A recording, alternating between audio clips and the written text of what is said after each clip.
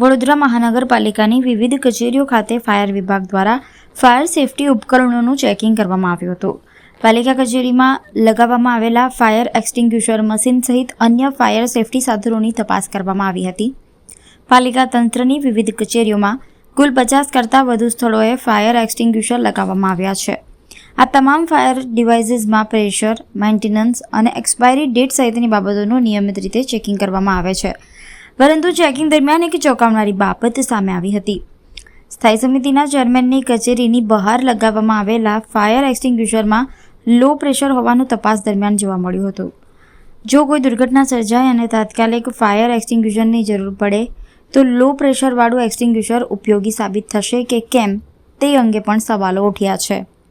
Fire વિભાગ દ્વારા આવા એક્સટિંગ્યુશરોની તાત્કાલિક મરામત કે બદલાવ કરવાની સૂચના આપવામાં આવી હોવાનું જાણવા મળ્યું છે, જેથી ભવિષ્યમાં કોઈપણ અનિચ્છનીય ઘટનાને અટકાવી શકાય.